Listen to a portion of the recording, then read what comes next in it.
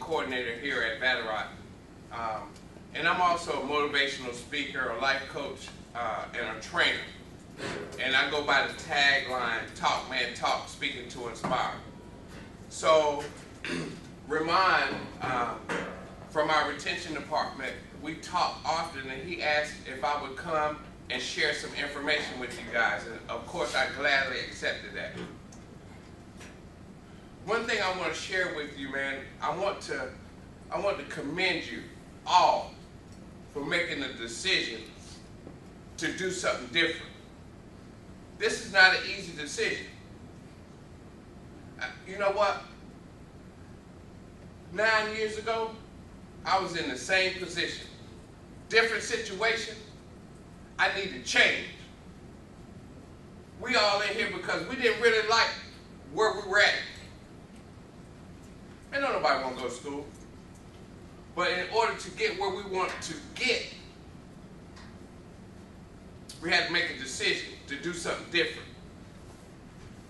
We know a lot of brothers and sisters that are stuck. They won't make that decision. You made that decision. And I need to let you know I'm very proud of you. Whether I know you or not, you'll see me in the hallways. I'm glad you're here. You know, you have become a part of a very well-established and well-recognized organization, the Pt1 Educational Center. These people have been around since 1969, operate over 20 campuses in 9 states, and it's a nationally accredited organization. What that means to you, for me as well, number one, most important thing, you don't stay in business this long and grow to this magnitude if you don't operate with integrity, doing the right thing. We do the right thing here. I'm not saying we're perfect, but we attempt to do the right thing, or we do the right thing. Number two, having that national accreditation, that's a benefit to you guys, because that tells people we're here to complete this program and gain employment. That's the goal. So when our students, our graduates, put on the application, they are graduates of Pt1, it carries some weight, because they know we're held accountable to the delivery, a higher standard of the educational delivery. Make sense? Okay, so Pt1 has put people and processes in place to help you be successful. The goal for every one of us in here, including Ramon, me, and each one of you sitting in that seat, is to complete this program. We're not here to just enroll students in college. That's not our goal. Our goal is to have students who complete our program and gain employment or start their own business. That's the goal. I'm sure that's the goal for each of you. And so Pt1 has put processes and people in place. Directors of education, they help you with academics. Financial aid, they help you with the financial side of education. Career services, they help you find employment, even while you're attending school. They help you put your resume together. They do mock interviews, help prepare you to get ready for that process. What to wear, what not to wear, what to say, what not to say. And then they help you with job placement. We have a student resource services center that's available 24 hours a day, 7 days a week. We know just because a person decides to go to school doesn't mean life stops showing up. Mortgage, rent still got to be paid, food still has to be put on the table. Life still shows up. So when you look at a person who's working full time, has a family, and now they put school on top of that, That's a lot. And sometimes you can get hit with a situation you really don't know how to handle. But we have people and processes in place to help you. So take advantage of that. Take advantage of the organization you are now connected to. Okay?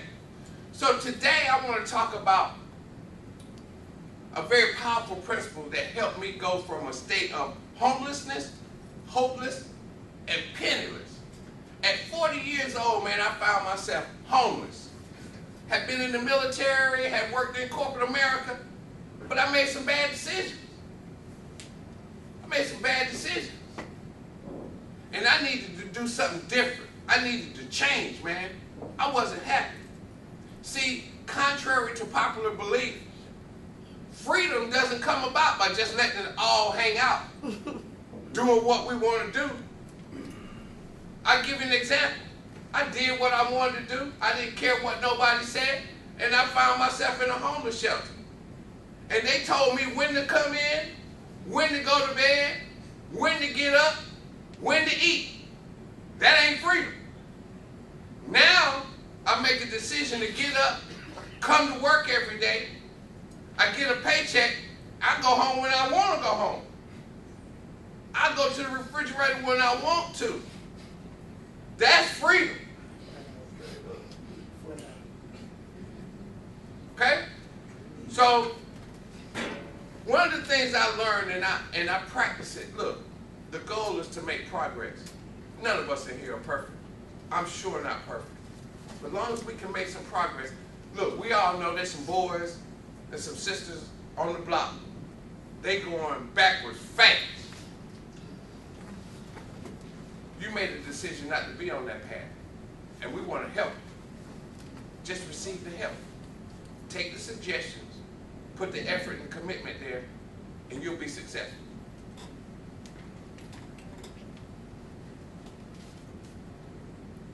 What I want to talk about is setting goals. Goal setting is something that I did not learn in high school or college.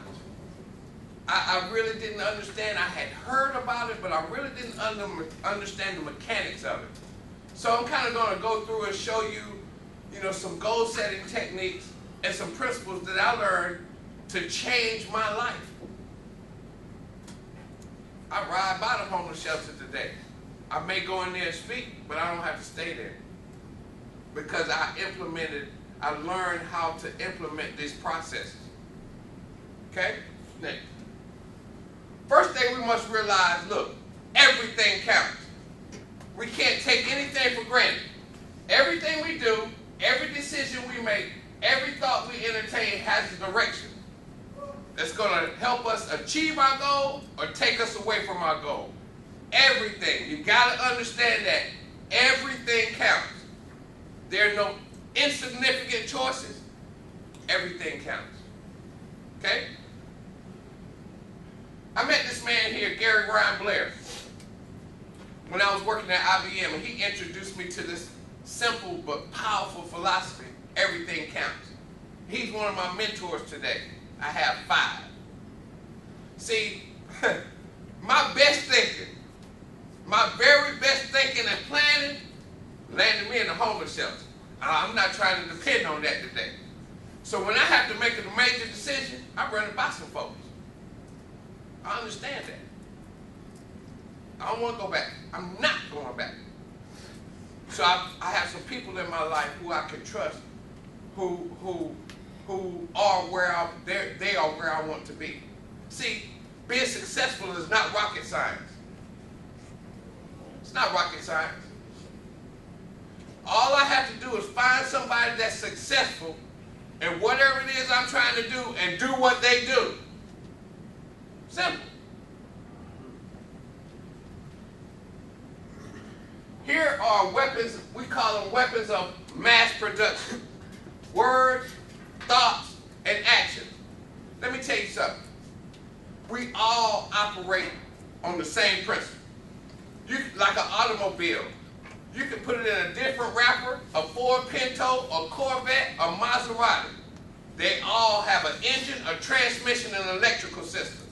Basic operation, you put gas in it, start it up, put it in drive, go. We operate the same way. Words, thoughts, and action. We think, feel, and act.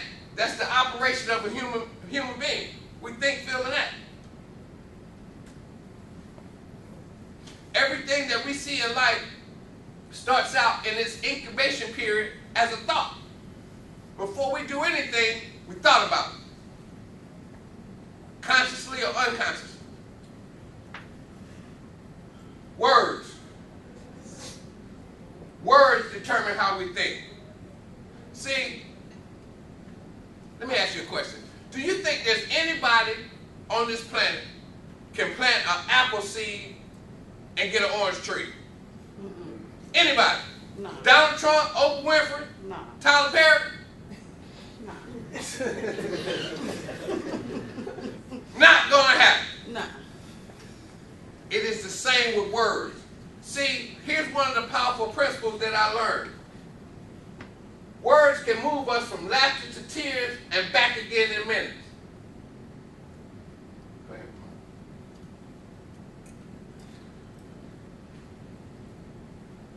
Words are like seeds. Words and deeds are seeds. Just like an apple seed is sown in dirt, no matter who sows it, when it comes up, it's going to be an apple tree. Words going in our ears is the same thing like seed going into dirt. Don't be confused. If you sow filthy language and you allow it to go in your ear, that's what's going to come out of us.